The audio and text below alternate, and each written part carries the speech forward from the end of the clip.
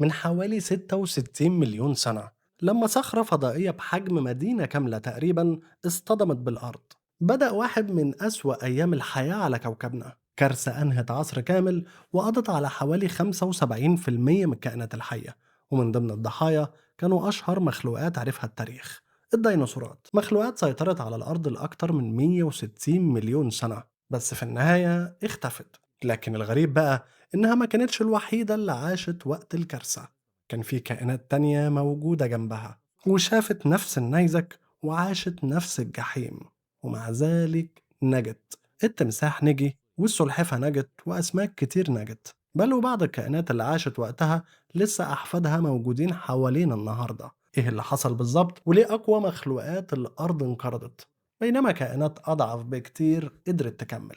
أهلا بيكم في 5 جنان. قبل ما تعرف مين نجا من الكارثة، لازم الأول نشوف حجم الكارثة نفسها، علشان ساعات كتير واحنا بنسمع كلمة نيزك بنتخيل حجر كبير وقع من السماء وخلاص، بس اللي حصل وقتها كان أبعد بكتير من كده.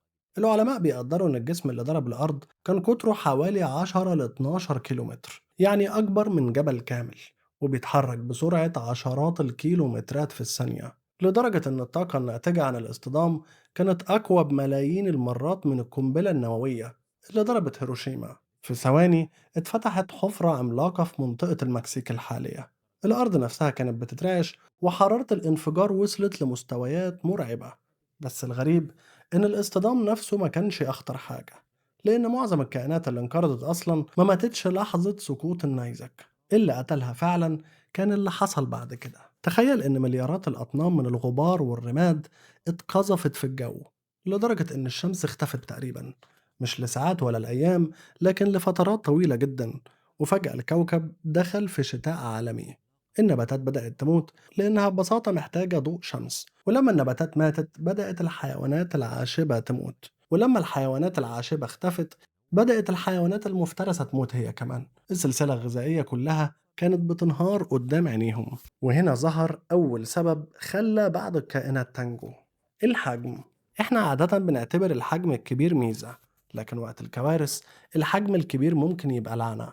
الديناصور العملاق كان محتاج كميات مهولة من الأكل كل يوم، ولما الأكل اختفى اختفت فرص نجاته. إما الكائنات الصغيرة فكان عندها فرصة أفضل، لأنها بتحتاج أكل أقل بكتير، وممكن تعيش على مصادر غذاء محدودة، وممكن كمان تستخبى في أماكن صغيرة وآمنة. ومن هنا ندخل على أول الناجين الحقيقيين: الثدييات.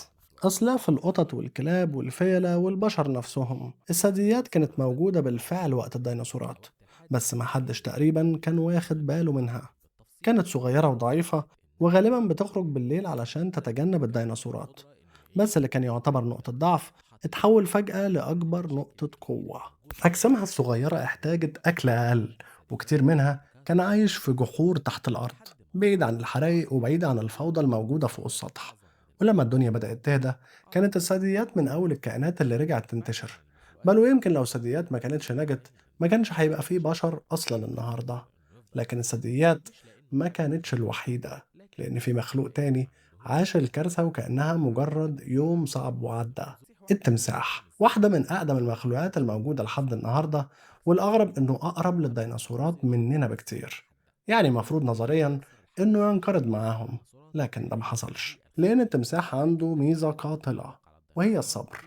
التمساح يقدر يقلل استهلاك الطاقة بشكل مذهل، ويعيش فترات طويلة جدا من غير أكل. بعض الأنواع ممكن تستمر شهور طويلة، وده معناه إنه أثناء انهيار النظام البيئي كان عنده رفاهية الانتظار، بينما كائنات تانية كانت بتموت من الجوع. وفي ناجي تاني كمان ممكن يكون أكتر إثارة للدهشة: السلحفة. لو عملنا مسابقة للكائن الأقل احتمالا للنجاة، غالبا السلحفة هتكسب. بطيئة ومش مفترسة وما عندهاش قدرات خارقة، بس الغريبة إن هي نجت وبنسبة كبيرة جدا. السبب إن كتير من السلاحف كانت عايشة في المية العذبة أو قريبة من البيئات المائية، وده وفر ليها حماية أفضل. غير إن معدل استهلاك الطاقة عندها منخفض جدا، فقدرت تستحمل ظروف صعبة لفترات طويلة. أما البحر فكانت قصته مختلفة شوية.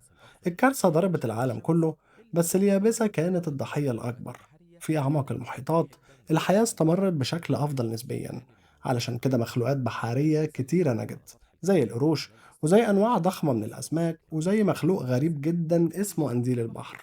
المخلوق ده موجود من قبل الديناصورات نفسها، بل موجود من مئات الملايين من السنين، وشاف انقراضات جماعية أكتر من مرة. ومع ذلك مازال موجود لحد النهاردة، بس في بطل مجهول ناس كتير بتنساه: النباتات.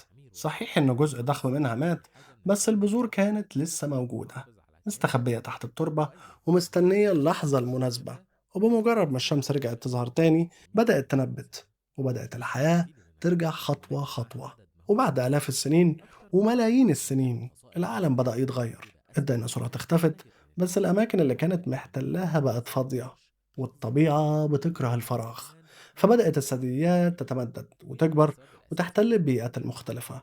وبمرور الوقت ظهر منها حيوانات جديدة، مفترسات جديدة، وعواشب جديدة. وفي النهاية ظهر الإنسان. وعشان كده في مفارقة غريبة جدا: إحنا موجودين النهاردة بسبب كارثة.